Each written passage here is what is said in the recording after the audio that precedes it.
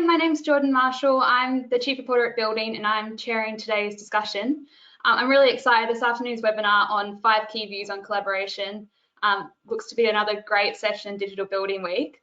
I'm joined by Dale Sinclair, Director of Innovation at AECOM, Dan Hugaveen, Digital Design Manager at Purcell, Dr. Stacey Sinclair, Partner and Head of Technology and Innovation at Fenwick Elliott, Gareth Parks, Head of Data and Analytics at Sir Robert McAlpine, and Stuart Tanfield, Technical Specialist at Autodesk.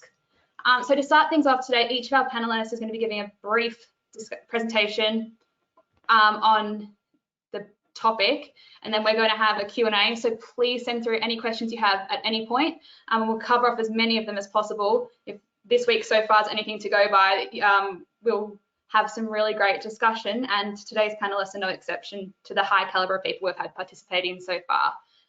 That's enough from me for now, so I'm going to hand things over to Dale to kick us off. Thank you very much, Jon. I liked a very subtle hint there, brief, so I'll try and get going within my allocated time. Yeah, so for me, I think when we talk about collaboration, on the whole, we tend to mean about the efficient sharing of information through the common data environment that we all now frequently use, and how we go through the work in progress, shared and published. But of course, many of us have been working on major projects for decades. And I think for me, certainly, when we started to share CAD files a long time ago, I think it was really the start of that collaborative process. And I think what's really exciting for me is the ability for others to come in and start to use the information that we've been using as a design team for many years. So I think that's great to see. I think a couple of things I'd just like to pick on is I think the big challenge just now is that the contracts and procurement are actually killing a lot of the collaborative kind of innovation that we're seeing.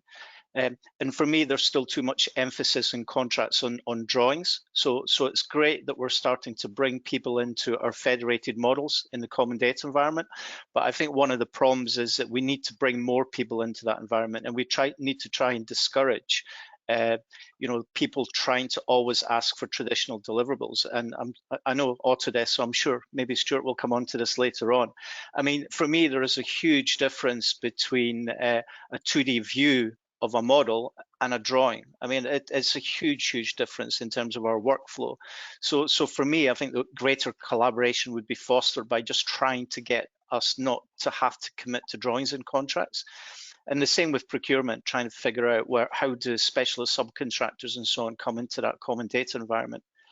I think the other thing is that I think one of the things that the UK BIM framework was great at doing was using COBie as a schema to start to look at how we use data in that kind of common data environment. And certainly, I think in the last 4 or 5 years, a lot of the emphasis has been on the geometry, and we're only just now really starting to see all of that data being powered up for use. And certainly it's something that I'm doing with my team just now. We're using quite a few new tools to look at how we can aggregate data and use it in different ways, integrate not just the cost, the 5D, but to look at things like carbon and so on, and how we can use the data to facilitate collaboration around net zero economies and so on. I think the other thing for me is about the client experience. So I think some of the tools that we use are not intuitive enough for clients. So certainly one of the things that we've been working with Autodesk on is a client viewer that's a bit more user friendly, and it focuses on the data and the geometry that they need. But crucially, it's something that they can take forward into the asset kind of side. So when they take over the building, they can still continue to see the models and so on that we create. And of course, part of that 2D kind of process is shifting away from thinking about general arrangement drawings into the spaces that we deliver into that model environment. And of course, how all the different systems in the building come together.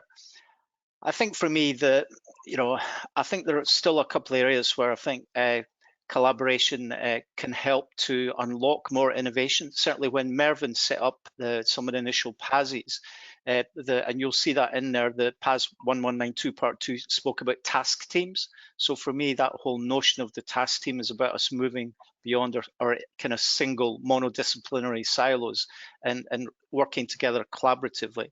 And just a couple of points to close out, and I'll try and stay well within my time, Jordan. Is for me, I'm not convinced collaboration is sometimes the right word, because for me, it's all about teamwork. Certainly on the large contracts I work on, we would never do these contracts in a collaborative environment.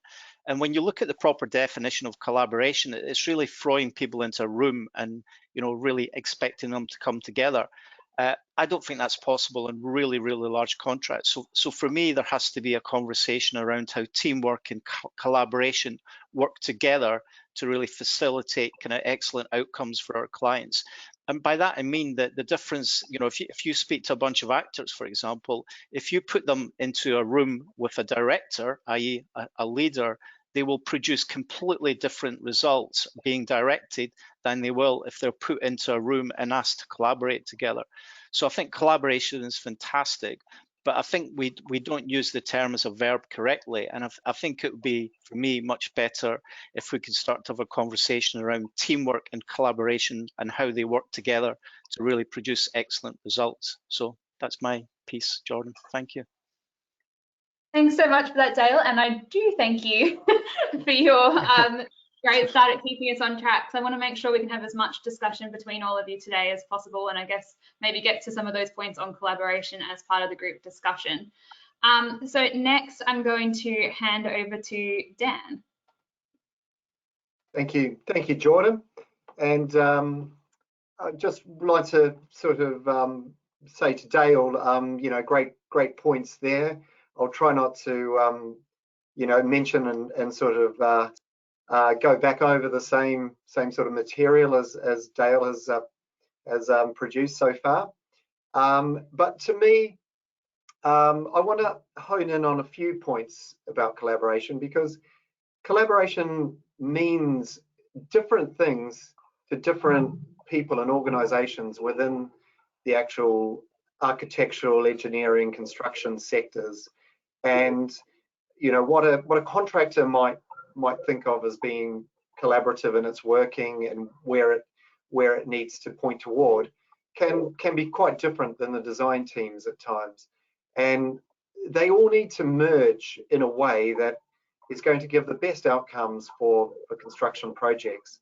And getting to that point with all the various technologies that we have at our disposal now is what I see as being one of the greatest challenges.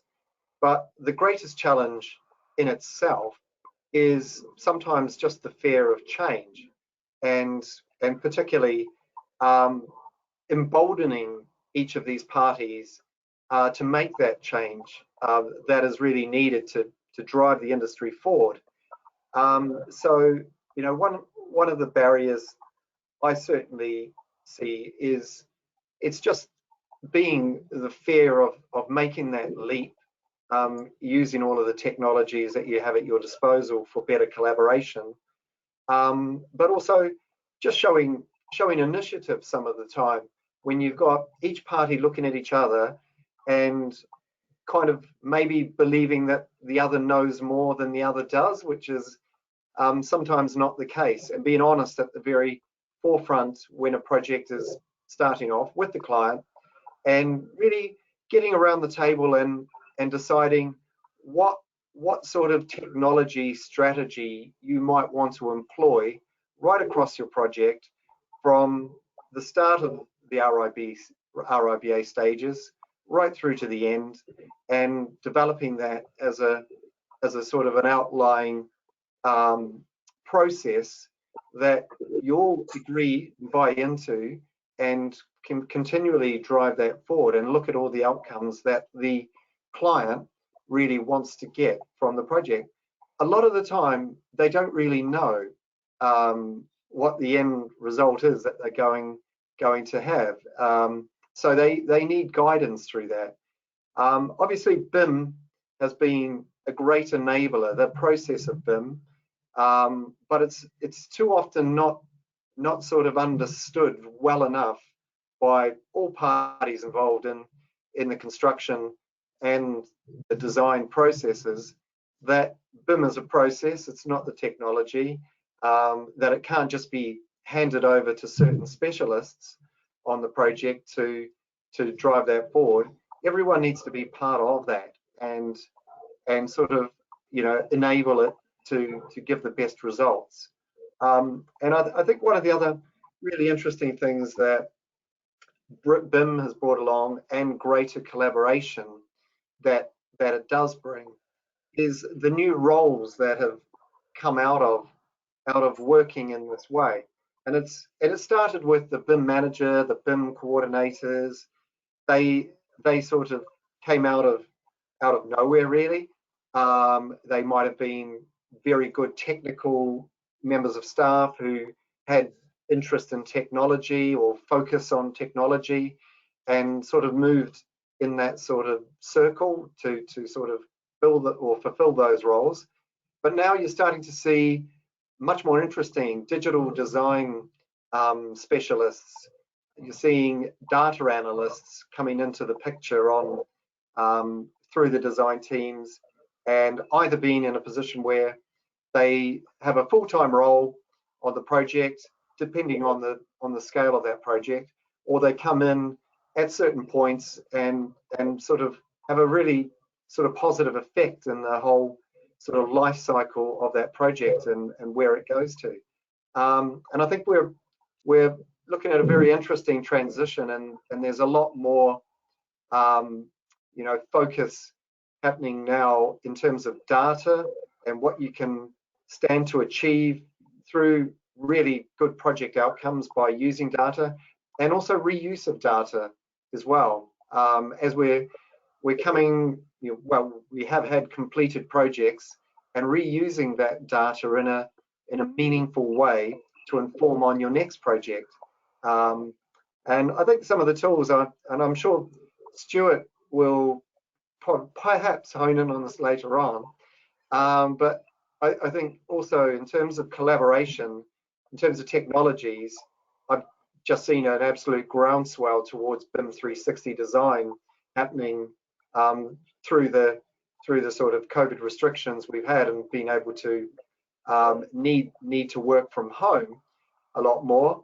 That the online computing way of sort of sharing information has exponentially exploded in that area, and that's it can only be a great thing for collaboration across the design teams and into the construction sector as well.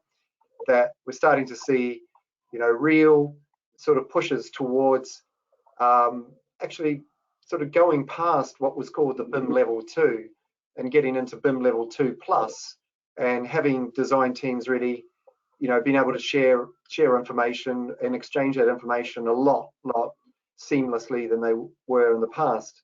I think I'll leave my you know, presentation at that. You know, I think we're in a great state in terms of what you know, the positives that might have come out of the situation that we're faced with at the moment in terms of operating from a home, has actually meant that technology has been much more reliant, and I think a lot of firms are turning towards how they can collaborate better and make the best use of the technologies. I think the key part is that there are so many different technologies out there, and deciding on which platforms is always is quite a challenge across projects, but something that if you sort of set out at the start of your project with the client and be quite clear about what your technology strategy is across the lifetime of your project, you can make some really good gains. Thank you all for listening. Thanks so much, Dan. That was really good. Next, I am going to hand across to Stacey, who is going to speak with us next. Thanks very much, Jordan. And I am going to share my screen. I felt compelled to do a PowerPoint, and so that's what I'm going to do. Let's see if I can. There we go. Can you see my screen? That's perfect. Super, thank you. Right, thanks everyone. Yeah, so I'm from Finneg Elliott, and Finneg Elliott is a specialist law firm of construction, energy, and infrastructure solicitors. So my perspective today is very much as a lawyer, although I must disclose that I was in the construction industry as a designer prior to becoming a lawyer. But let's see if I can see my screen somewhat. There we go. So yeah, you know, and I taking Dale's point, I'm not going to try and kill this collaboration discussion whatsoever. I think that just in terms of construction and construction law particularly, we've seen such a fascinating past 6 months, and talking about the fear of change and really sort of getting on board with digital and data and technology. The construction legal industry has seen such a sea change over the past 6 months, and we're seeing a real opportunity here. And I think if you'll just take away from my slides over the next 5, 8 minutes, maybe 10 if I can steal Dale's few minutes, is that my views about collaboration are that technology really, from legal perspective, will come down to communication and clarity. And I am going to talk about, I'm going to focus on contract and procurement whilst not killing collaboration whatsoever. I think that, and the dispute phase of the projects.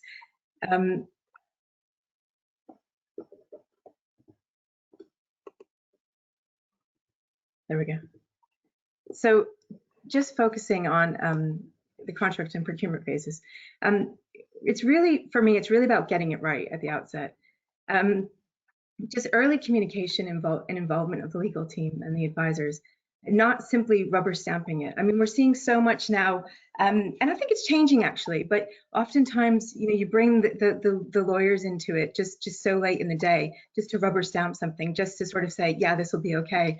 And actually, if the construction industry does want to move away from, you know, identifying those contract drawings or those models or whatever it might be at the outset, and you want to focus on better outcomes for a project, I think real collaboration with legal advisors at the outset is going to be imperative to get that to happen, so that you don't wind up with those disputes at the end. But I do appreciate, you know, that it's got to be a holistic process. So really, the importance of clarity and consistency in contracts and documenting what has been agreed. And this is nothing new. And so much of the disputes that we see arise from that sort of misalignment of what people have agreed or have not agreed. You know, what services have you agreed and for how much? What level of detail are you going to deliver? What are the deliverables, as Dale was talking about? You know, what and where are the contract documents, if you have them? Are they easily identifiable, and do they align with each other?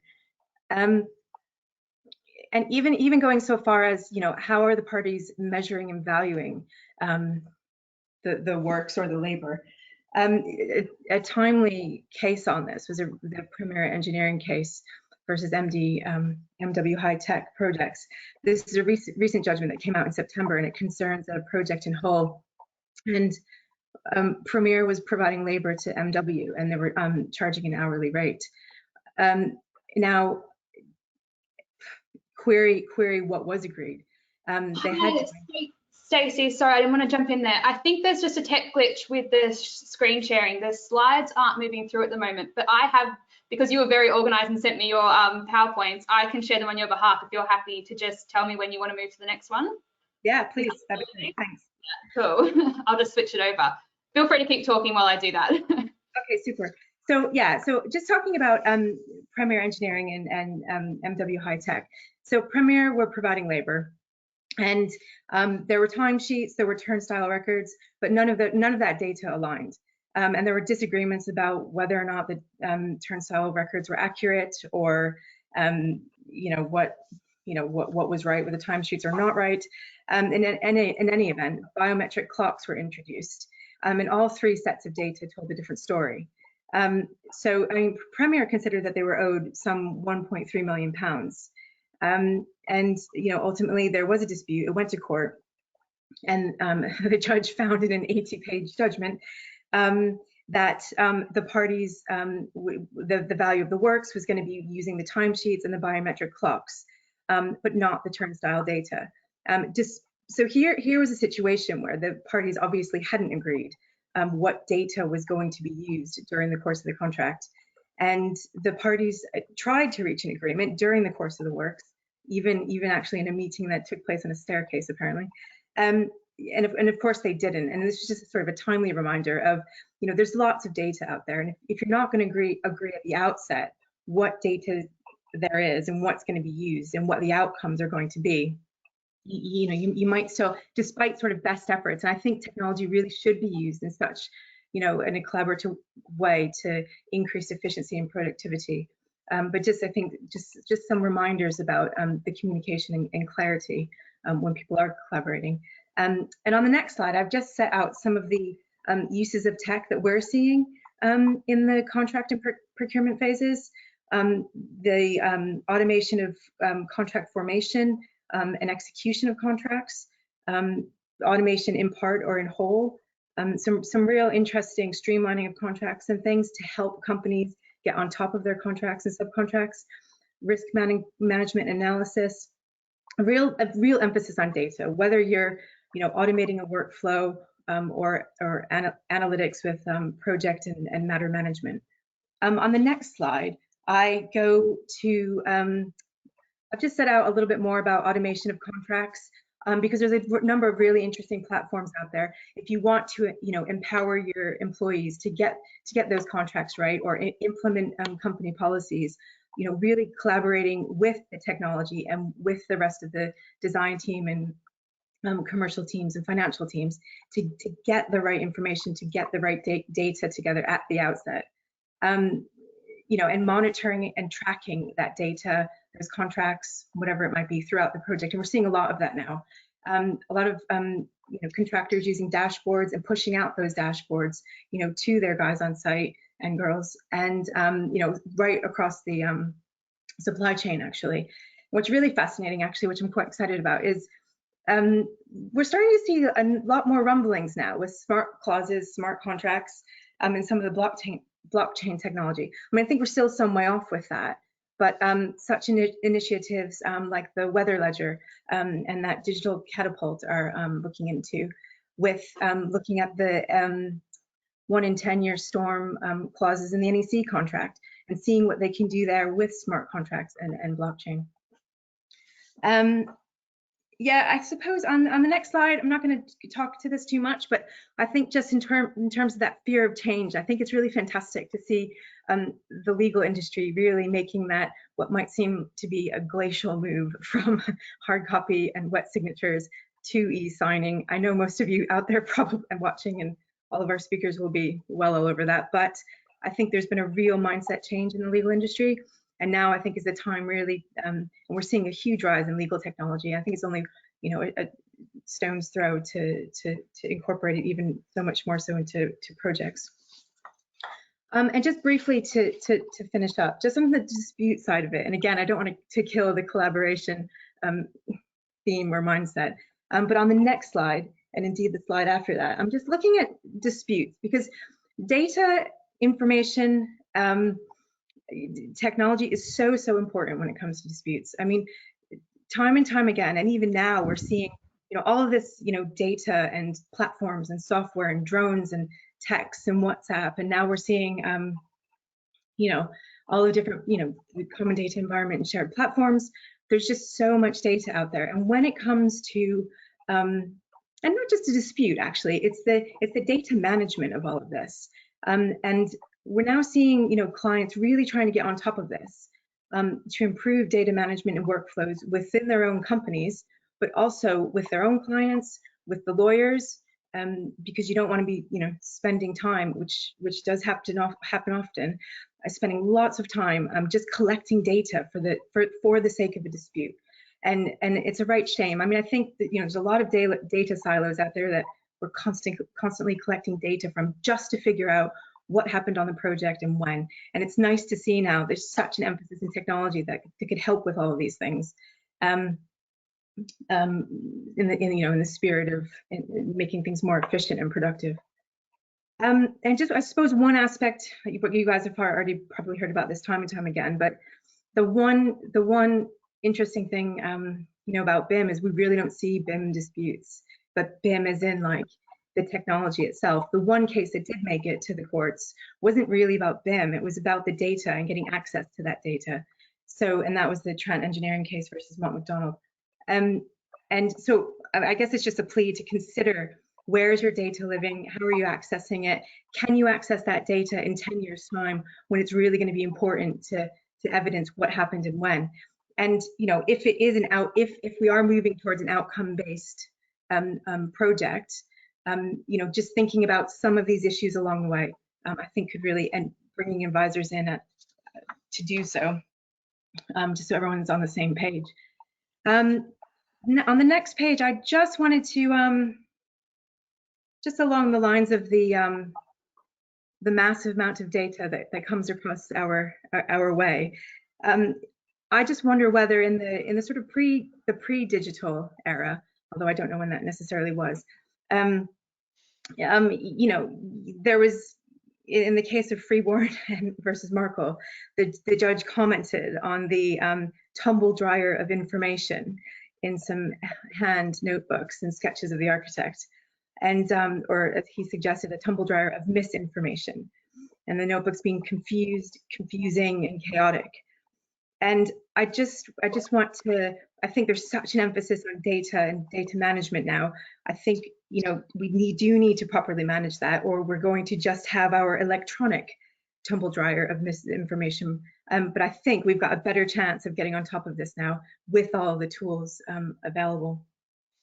And just a reminder that if we're sticking with the standard 4 contracts, which I don't think we're moving away from anytime soon, but it would be fantastic to start to, and whichever one is, discussing what is needed in terms of that. But there are, you do have contract requirements requiring you to keep good records if you want to prove that you're entitled to certain costs and otherwise. And on the next slide, just in the sort of dispute arena, there's a huge rise of really fantastic tools and platforms out there that we use and others to collect, process, and analyze data during the course of dispute. And as we can start to connect these platforms, possibly to platforms that are being used on a project daily basis, I think we're going to start to see more efficiencies and more productivity there. And finally, just a point on virtual hearings. I think the construction legal industry has really transformed over the last 6 months. We're seeing lots of dispute resolution forums. They've moved to that virtual world. You are getting some cost savings because you're minimizing travel, minimizing hard copy, and there is such an emphasis to digital now, which is fantastic to see. And I shall close there with the last slide. Just that, yeah, I mean, hopefully we have, I mean, as I've already said over the past few minutes, that the legal industry is really capitalized now, I think, on utilizing the technology, connecting with their clients, really emphasizing now on, even as you guys have mentioned, the client experience and how we can use these tools better, for better value. And then now we're moving into a bit more of a transformation and ultimately, innovation, as we go. So I don't want to run over on my time, and I've stolen Dale's time anyway. So thank you very much. Thanks so much there, Stacey. I really appreciate that. Sorry, I just had a glitch there trying to stop my screen sharing. I am now going to hand over to Gareth, who's our next speaker, and just make sure that is all off. There we go. Okay, Gareth. Yeah, thank you very much, Jordan. So, I mean, I agree with so much that's come before, but particularly, I guess, picking up on some of the things that Stacey has said. My sort of next few minutes, I'm gonna spend really talking about collaboration with data and what that means to us. Then kind of talk a little bit about the ecosystem of lots and lots of different people and organizations that we've helped to establish, and then how that's helping us and how that can help anybody else as well. So as I say, picking up really nicely where Stacey's left off from collaboration using data or with data. Actually, I mean, I personally think that collaboration on projects means these days collaboration with data at the data level. How can we connect the different data sets together? How can we make sure that the right people have got access to the right data at the right time?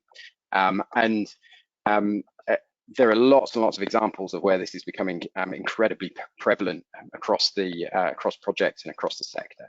So to just highlight a few of those, the building safety bill that is going through Parliament at the moment, that requirement for clear, consistent data being picked up and accessible at the right time, potentially up to 10 years after a project has been completed. That's all to do with building safety, the safety of the occupants.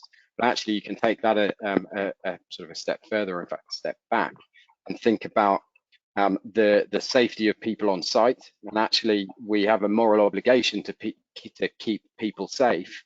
But there's an issue with the data that's being shared sort of officially at the moment, because the sort of safety levels have flatlined over the last 5 or so years, because there aren't enough incidents to give you the kind of large data set, the broad data set that allow you to spot trends and to be able to kind of reduce that level even further. So there's a great need to share more data when it comes to some of the near misses and perhaps less serious incidents, so that we can start to make use of that sort of data to keep people safe. And in doing that, it's about finding new ways of doing things, new ways of being able to share and access different types of data. Health and safety data, there are potentially sort of concerns from a regulatory point of view of, if we're sharing this or airing this dirty laundry, are we exposed in any way? And again, that comes back to a lot of the sort of legal challenges and questions that we're going to need to wrestle with over the coming years. You take that kind of moral obligation to keep people safe, and then, well, why aren't we applying that same sort of obligation from a sustainability perspective, from the point of view of better management of carbon across projects, sustainability, social value? And then actually, when you start applying that kind of thinking, where do you stop? We're potentially going to be building 40 new hospitals over the next few years. What's to stop us, given that as taxpayers we are paying for these buildings to be put up? What's to stop us from ensuring that actually the second building learns from the first building, and the 40th building has learned from all of the experiences, relevant experiences that have happened in all of those previous projects, in order to completely change the way that the sort of productivity is applied on those buildings? And then, of course, you can take it even further, because actually the statistics and the data here shows that it's about 1 in 200 projects that is delivered on time, on budget, and within the sort of benefits envelope that was laid out at the beginning. So to sort of achieve change in that space, given that that's what 0.5% of these buildings are delivered at that, or these projects, that's across lots and lots of major projects. There's a real opportunity here for us to increase that 0.5%, even up to 5%.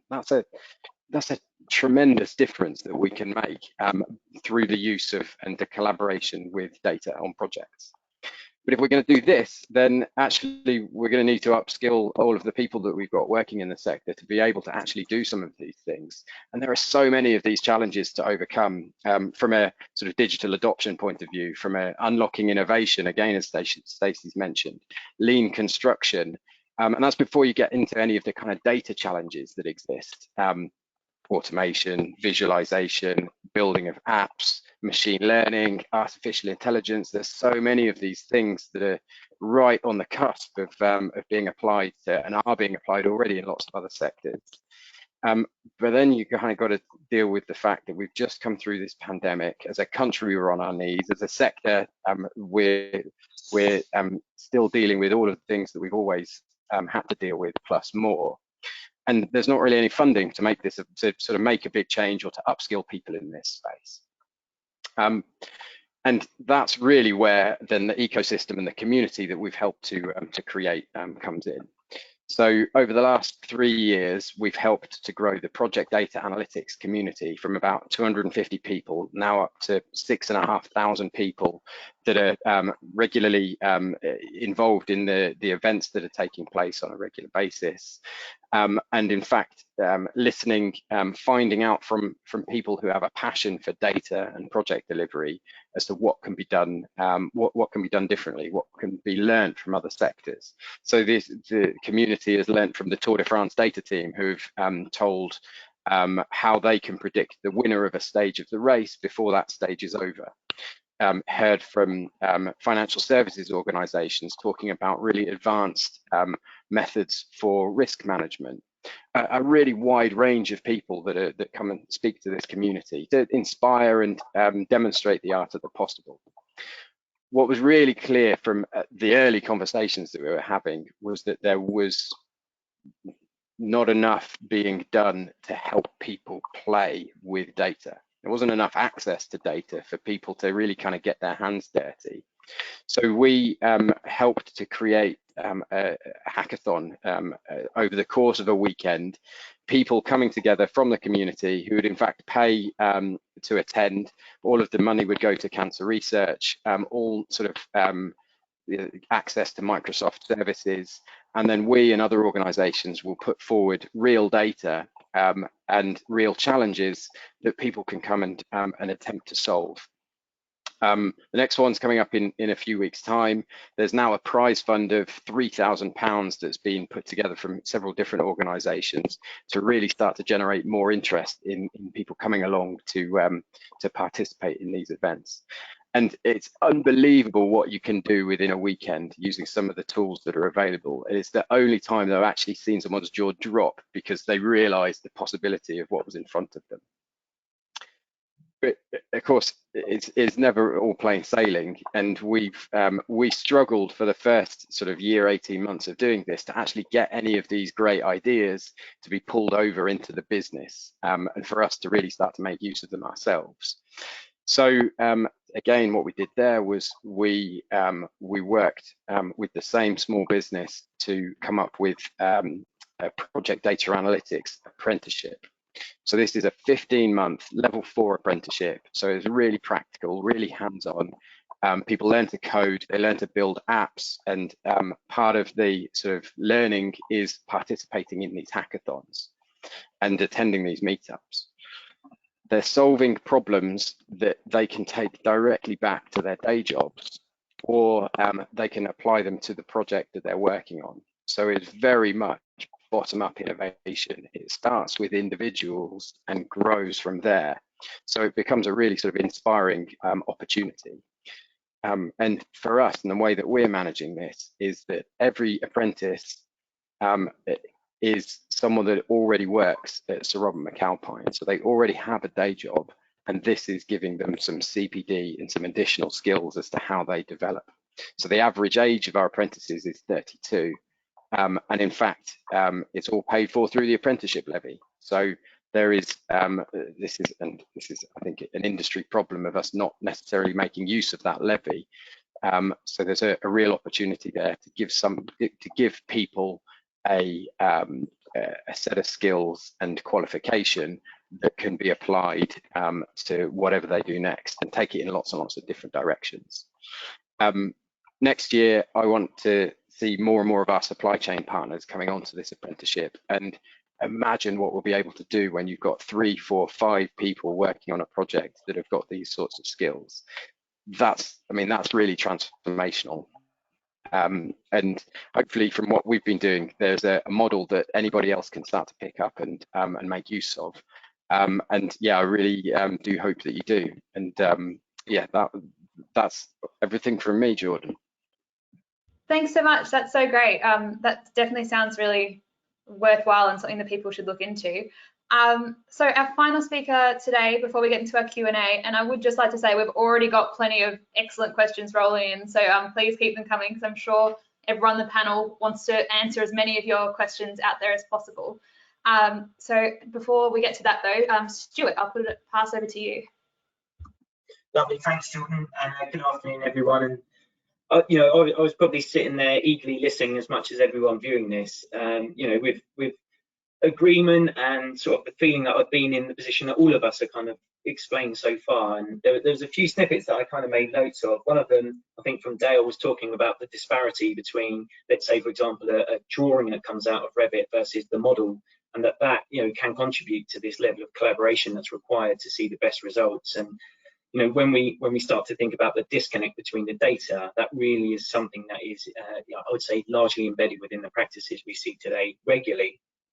But then on to, and Dan, I think you mentioned around the difficulty in just accepting the change, and where I see, for example, the cultural ability that clearly, Gareth, you're working really hard to try and change. I think that connection and bringing people into a position where at some point we've got to do something, and this may be the moment that we realise that and start to change those.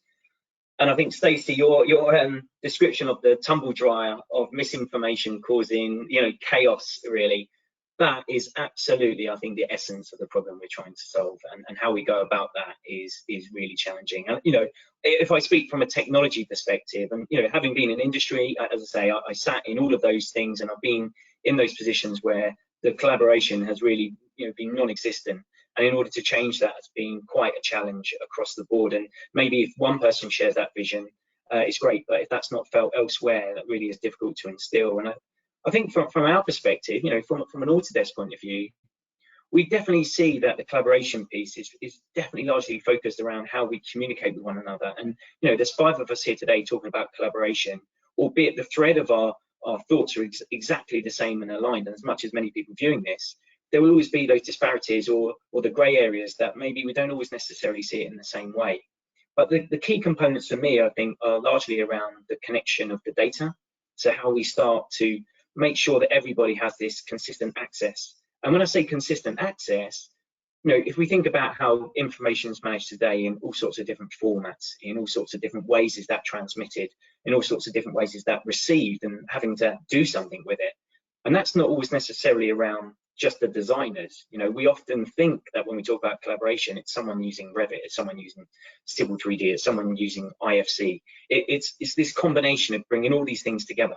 But actually, the authors of that information are probably just a small part of the people that need to touch and consume that information for any reason. And whether that's, for example, to make an informed decision based on the design, or make some estimating costs, or be able to articulate something outside of the business that doesn't feel like it sits within a design package, this information needs to be brought to those people as well. And at the moment, you could go across one organization and see that they approach this maybe in 5 or 6 different ways, depending on who they're working with. And trying to get not necessarily prescriptive on how that's done on every single project across the industry, that's not realistic. And certainly, we appreciate not all roads lead to Autodesk. There's lots of organizations out there who provide lots of collaborative platforms. But actually, if we can get a thread of consistency across the industry to make sure that everybody receives a similar experience in receiving this information, it's going to make it a hell of a lot easier. I think as we see this sort of tumble dryer effect, as more information is siloed or sitting in data pockets, that's when systems become complex, and that's when we have to really work hard to come out with an end goal and an end result. That often leads to labour-intensive methodologies where error then inevitably creeps in. So, from a perspective of technology, we're certainly seeing that the current situation is certainly not the way we would like to see the technology being implemented, but it's forced the hand, I would say, for a lot of practices who ordinarily may have looked at this type of engagement maybe in 2 years, 3 years. But I think just due to the situation, people realise that being able to meet client requirements is still top of their list of priorities. And it's actually made people evaluate quite a lot, what their current infrastructure looks like in supporting collaborative working. And for many, there's been some practices that I've seen which have, I think would make you wince really at kind of looking at the risk that's involved in working in such a way. But fortunately, as Autodesk, we provide platforms. Dan, as you mentioned, we've seen a huge uptake in BIM 360 design to support collaborative working remotely for Revit, Civil 3D, and Plant. And we see those kinds of technologies coming in to help continue and build that consistent level of data that's being transferred across the projects. I think the other thing, as I mentioned, extending to all team members, quite often when we work and try to collaborate with those different file types and with the different types of information we're receiving, we often have to go out into a different system. We have to view that over in one place, come back, and maybe even translate that to view that to somewhere else. I think that, again, can build in this inefficient layer that all of us just accept as part of the course in any typical project delivery. And ultimately, it's the client who's going to suffer at the end of the day. And, what we're all trying to do is strive to meet the client needs. Dale, you made a really good point, I think, about the fact that the clients are not necessarily tech savvy, let's say, where they are familiar with the interfaces that we may provide for them to go and explore design data and understand what that really means to them. So being able to create viewers that actually pull out the information in a way that's meaningful for that particular client, that particular organization or individual, I think is really kind of how we can start to democratize this data layer that seems to be hidden or secret to those people. And I think we've spoken a lot around the technologies and kind of the methods that we could use as part of this collaboration piece. And I think, Dan, I think you mentioned around VR before, and Gareth, you certainly did. But I think if we think about really basic things, but as basic as marking up, commenting, looking at how we could use VR, AR, mixed reality, is this the fact that we need to manage things like RFIs? Is it visualization of models? Is it visualization, visual validation of data sets? Is it being able to provide back feedback where we're going wrong, how we can learn from that going forward? All of this contributes to what I believe collaboration is, rather than just, let's stop sending emails and it's, with screen prints in and markups in there. That is really kind of the very kind of basics of collaboration for me. I think way beyond that, it's meeting the client requirements, making sure that we can deliver something of key value. And I think, everybody's mentioned around the connection at a data level, rather than interoperability, how do we connect the data? And I think by doing so, we can make sure that the clients have the data that they need. And the trend that we're beginning to see is that clients who are becoming a bit more mature around the data part are looking that the data they see in their handover and operations is the same data that's being generated at that early design stage and throughout. So that there's a core thread of information. And what that really means, though, is that the integrations between one system and another that have to be, not seamless, but we have to reduce the friction in order to maintain that data thread as we go through. And from there, then, again, from the technology perspective, it's, well, how do we start then to not only gather that data, but what are things like digital twin? What is IoT? How can that all be integrated to help us make informed decisions going forward? And I would say, if we can get all of the things correct that we're talking about, if we can really refine what we believe collaboration should be in our industry, there's such opportunity. Gareth mentioned, just by reducing those impacts by 5% would have a significant impact on the industry as a whole. And I think if we'd be able to reduce delivery time, build data-rich content that helps us to make informed decisions, we can certainly have a significant knock-on effect to sustainability in reducing waste. And I think really, ultimately, we can not only meet the client requirements, but we can exceed them. And I think it's initiatives like Gareth that I think will really start to push us forward. And with the vision of everybody here and, the people viewing this as well, I'm sure that we can start to move in that direction as a collective. So that's it from me. Jordan, I'll hand back to you. Brilliant. Okay. Thanks so much. I think everyone now, it'd be really great. We've got tons of questions coming in, so we'll try and get through as many of those as we can. The first one I have is one for everyone. It's an open question that's been put to us by one of our audience members, so thank you for that.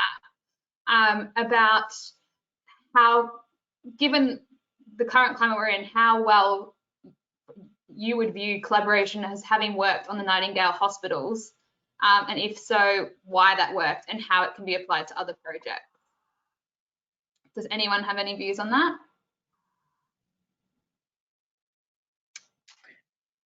So this is something that, not something that I myself was involved in directly, but we as a business certainly were. And I think really from conversations that I've had with colleagues, it seemed as if that was a fantastic sort of model of just demonstrating that when you have that kind of burning platform, that real need to get things done, then you cut through all of the sort of red tape and all of the sort potential difficulties, and you just do it. And that's exactly the same mentality that, okay, not at that same scale and that same speed, but that exists all across construction as a, when you're up against it, then you will find a way to get the job done.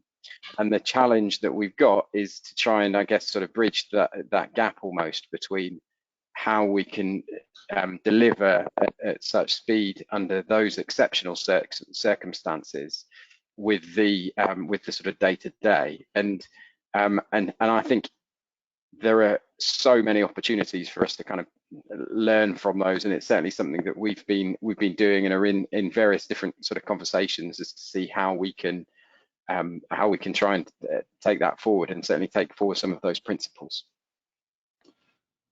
I don't know if anyone else wants to jump in on that specific project, but is there anything off the back of what Gareth said there that resonates with any of our other panelists? I would agree with what Gareth said, Jordan. We've done a few of these projects as well, and I think it's just the art of the possible when you put everyone in a room with very stringent deadlines. It's amazing what people can make happen, and I think, yeah, it would be great to see that as a model for the future. But of course, I'm sure when we get the bill for these as taxpayers, we might not find they've been the most cost-effective of projects. So I think there is a counter narrative to that as well. But yeah, great to see these projects happening super fast. I suppose maybe the counter question to that is, how do you create that same level of like shared vision without having a 5-week turnaround for emergency hospital care? Like, how do you create an environment where people want to work that collaboratively and that openly when there's not that, you know, that same pressure? Well, I think there's two terms, Jordan, I haven't heard, but just again on the back of what Gareth said, I think the future is all about real-time data. And the other thing is about trusted data. So, for example, I don't think the information that we issue is trusted by the people that receive it to use it. And I think that's a massive problem in our industry. So if people can start to trust our data more, then I think that becomes transformative. And the real-time thing for me, though, is the big difference, and more people using my data. So building on that trust notion, if more people can start to use my data and trust it, then they can use it much quicker. So, for example, if I'm trying to do some, say, CFD analysis, it takes me 4 weeks to produce the model and the data to do that, by which the design has moved on quite significantly. As we start to get, for example, carbon data and lots of different data sets into a real-time design environment, things will automatically speed up and become much faster to do. So again, it's just about the power of data to unlock innovation in our workflow and make things much faster. And of course, the key thing is this trust in the data so that we can actually push out. And then, of course, hopefully we then don't need to get the lawyers involved at the back end, because we've all got that data flowing properly, and it's not in a washing machine. It's actually properly structured, classified, and all that sort of stuff. I suppose it's the lawyers who don't trust any of that data. Jordan, may I just raise my hand there? Of course.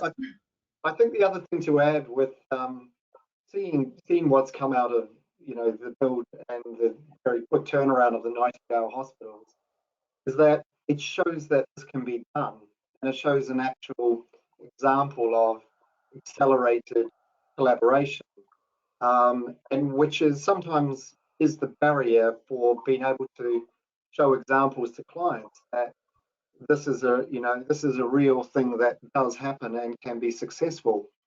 And so being able to show that is one of those barriers is already taken away, and that starts to sort of cut away at complacency as well, which is another big sort of barrier in the industry, is complacency, waiting for someone else to do it first, when if you really want to go out there and do it, you should go and do it. Okay, so we've got so many questions coming in. The one I was just about to read has moved on my screen, so that's excellent. This question is sort of around, it's all great for us to talk about how wonderful it is to work collaboratively and how it can make everything go right. But when everything starts to go wrong, how do you make sure that people continue to work collaboratively to solve issues that arise? Can I sort of, sort of Anyone who's slightly brave can jump on in. That's completely fine. answer it in a way that's constructive, I suppose. It came back to, in my mind, it does involve at the very outset being quite clear what you sort of set out to do on that project, and have everyone on board as well. Project managers, all the design team, the client, having an open conversation about what they want to get out of what they see as being collaboration on that project. That's what this question is kind of referring to. And so what we found on a very recent project, which we've started out on, is getting this technology strategy right at the very start. It's like we talked about, well, we do talk about in the industry a lot about employers' information requirements when it comes to BIM and BIM execution plans. But I think they are parts of the equation to manage the processes of collaboration, but it's not. It sometimes doesn't involve enough parties in that discussion. And I saw this, technology strategy and outlining it, and then putting it into actual kind of plain English execution terms of how that was going to be adopted was extremely, extremely helpful, and outlaid all the different aspects of collaboration for the project. That to me is perhaps when it all goes wrong, you're a little bit too late, but you can look at how you can do it better the next time. Darren. Yeah, so I was in fact, it was that very last point, is actually you learn so much when things are going wrong, and actually whilst you don't necessarily feel it at the time, but you're very certain for next time what you need to do differently. But I mean, we've spent a lot of time talking about sort of data and collaboration, but it's the leadership and it's the people and it's the teamwork that Dale said right at the top of his first sort of when he was talking.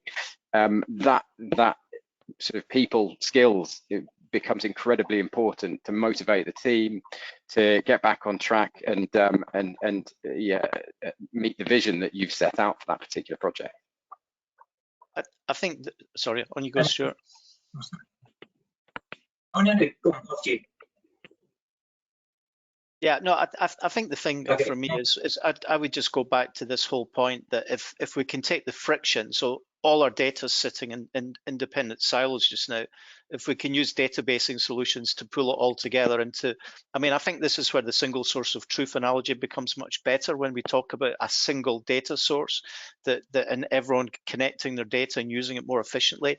We take that friction away about how we push data around back to the real-time stuff, and I think a lot of these kind of issues will fall away. I think some of the challenges that we have and some of the kind of problems that we have around our design problems will rapidly disappear. And again, if we're moving to real-time situations, then that 4-week delay that I have for my CFD analysis, all these scenarios just disappear.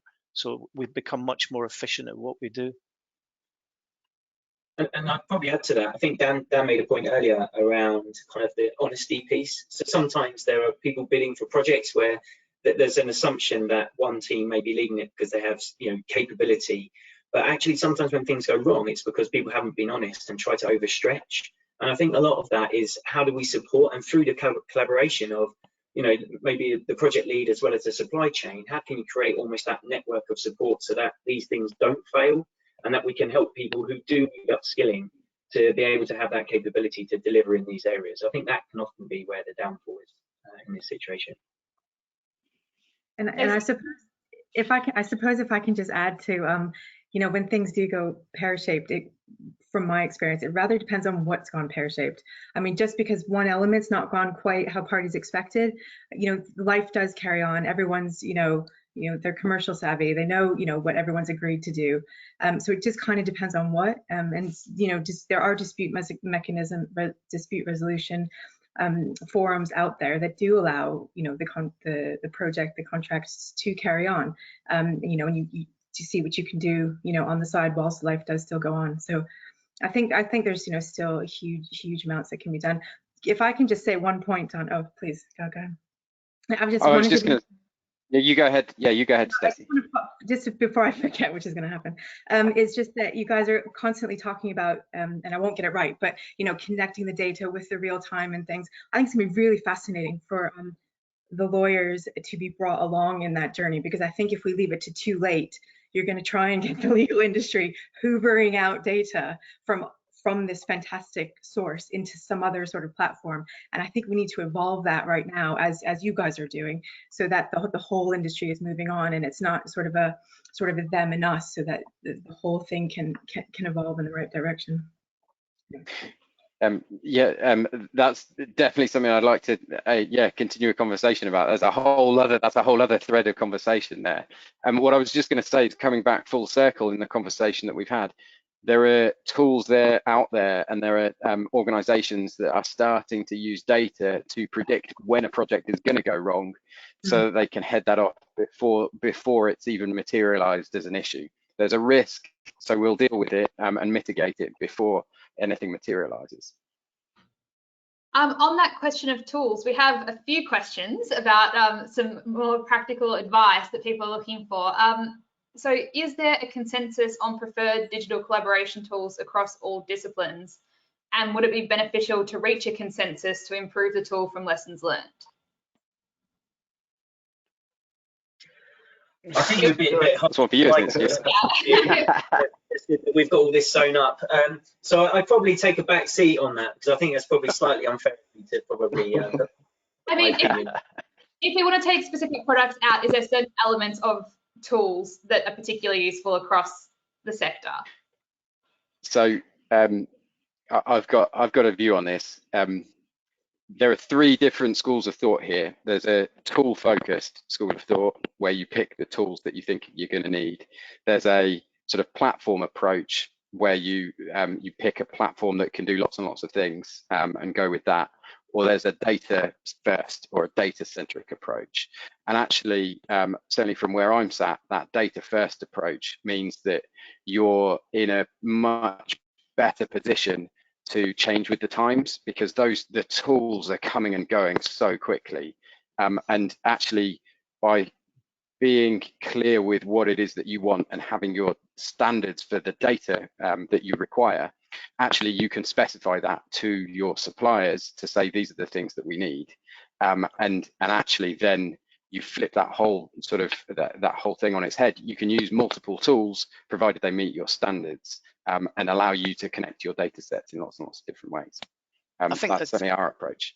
What I would say is I think for me, it's all about the common data environment. So there's different tools. We certainly use a tool that Stuart, I know, is very familiar with, mentioning it. But for me, it's about trying to kill this duplication of the CDE and the EDMS platforms that we get. So again, that's back to, why would you want to push something through a CDE into an EDMS and just kill all that kind of data? And it's keeping it live in the common data environment is the crucial thing. That's the crucial thing, and trying to stop all this kind of pushing things out into other platforms, because that's where the inefficiency is.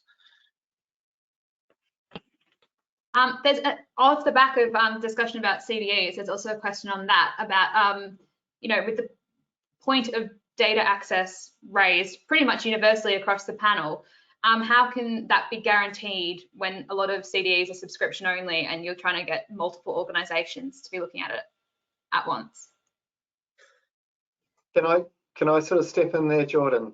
Yes. I personally see the CDEs, the big challenge with CDEs is, yes, various companies and bigger sort of contractors as well side with particular CDEs as a subscription base that they have. It should always be project driven, in my opinion, in the way that you approach a CDE. And again, this comes back to this technology strategy I talked about earlier. At the very outset of your project, sit with something and write it all the way through your project. If you want the best project result, the less, what we talked about, friction between information going in and coming out, and at the very end, being useful information that hasn't been tumble dried. So, you know, you need to look at it from a project perspective. Talk to the client about what you want to use at the start and what it's going to end up being like at the very end of the project. You know, with a lot of design and build projects over the years, we've started out with one sort of like a light CDE at the start, translate that into another CDE somewhere down the line, then have to build it back into the client CDE. It's very frustrating for all of the members and a real waste of efficiency and time used and very expensive consultant time use and waste in terms of the the project overheads. So we've got to look a bit more holistically at how we sort of approach a project at the very outset and sort of see it all the way through. That's my view. Does anyone else want to come in on that, or do we feel like that covered off that issue quite comprehensively? Okay, well, in that case, I might ask one question that I would love you all to answer, if that's okay. Considering my less than subtle hint about brevity at the start, I am now the one who is stealing more of your time than I said I would at the beginning. So I might just do one last question that it would be great to get all your views on. So essentially, it would be great to sort of see what you all think, how you've seen collaboration change over the past year with the increase in working from home, but also how you want to see it change over the next year. Is anyone feeling brave and wants to go first? I'll go for it then first. I don't think, in terms of my team, we haven't seen a huge difference because we already had the tech enabled. So we had been using Teams for a while, and we've all got really kind of laptops that can fire up VR kind of tools. And you know, I've got a VR headset behind me just now, and that's what I'd love to see in the future. We love actually using VR for collaboration. So actually being inside, I tell you what, being inside the building I'm designing is way more exciting than being on a Teams call with the rest of the design team. No disrespect to my colleagues, but it's quite nice to actually be in that building you're designing. So I'd love to see more of these tools being used, Jordan, and actually getting us actually really in a real-time environment and seeing the nitty-gritty detail inside the buildings that we're designing. Brilliant. I suppose, can you hear me? Yes, great. Okay, great. I suppose I think we're probably at the opposite end of that spectrum, because I think we've seen a really significant increase in the use of technology, and over the past 6 or 7 months. I mean, we've had the technology, but I think now we're really utilizing it because we've had to. We've had to do certain things in a new way, in a different way, less paper, you know, more electronic. You know, we started gradually. You know, some people may not have been aware of Skype or Teams. Now we're really trying to, you know, engage with the apps within it and everything. So I think it's been a really fantastic, despite the obviously economic and environmental conditions, it's been a really fantastic 6 or 7 months with this change in mindset in our industry, which I think is going to help ultimately. Shall I go next? So looking back over this, I guess the last year, so something that we as a business have really sort of started to pay much more attention to and think much more about is flexibility in the workplace, and how do you create a more flexible working environment when you're building a project and there is a sort of culture of needing everybody to be there. You've got to be at site on the project. And the last 6-9 months has just completely blown that out of the water, and has done so much for us from a sort of flexibility perspective, and to get people to really start to feel as if they can take ownership of the sort of work-life balance and being at home and being in the office than they ever had before, which I think there's a knock-on effect there then of when you come together with your teammates, you are far more kind of, you want to see them, and you've made a special effort to see them rather than it being sort of mundane and sort of day to day. So there's likely to be a sort of a roaring back in terms of that sort of physical collaboration when people do get together. The other thing that I'd like to just pick up on is in terms of some of the work that we're doing around data access. We are involved in something called the Project Data Analytics Task Force that was launched a few weeks ago. And within that, we then lead a work stream on data access, which is all about trying to sort of wrestle with the sector level, in fact, cross-sector challenges of making data more accessible. And we've got a pilot that we're getting started to use a data trust as a model for lots of different organizations to share data. And that is what I would like to see over the next 12 months, is us being able to demonstrate out that pilot in such a way that it comes back to one of the previous questions. One of the big things that I see is lots and lots of small innovative businesses that need access to data in order to prove out the models that they've created, or the whatever it is that they've come across. And there's a real opportunity for a mechanism like that to start to unlock that access.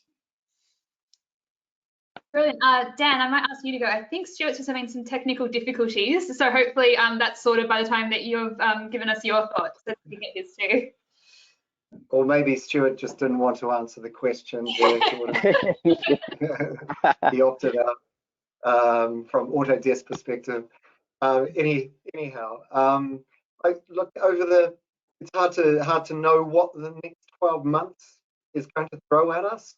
But you know, if we sort of presume we're going to be in a bit of a state of flux, moving between working remotely, working somewhat back into in an office working environment, or in a site environment, for construction teams, that's another thing. You know, are there going to be site offices again? You would imagine there will be, but it might look like a different place once again. They might want to invite more of their designers onto site, so they can work. You know, again, it's a change of the face of how collaboration might exist in the future.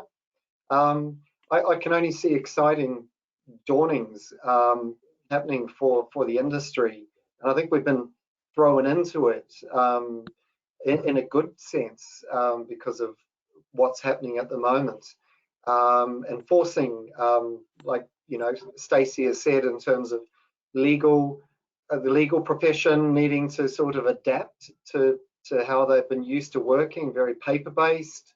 You know, from a legal perspective, sometimes you have to have physical copies, but you know, the legal profession have worked out that there are, you know, when they need to adapt, they'll find a way to make it work. And so is the case with construction. And so I believe, you know, the next 12 months, I think it's, you know, technologies are going to have a certain part to play in that, but I think it's just that it's broken down the sense that it, you know, we can do it remotely. We can do a lot of work remotely. There are certain challenges, I think, when it comes to design, workshops included, being able to get together.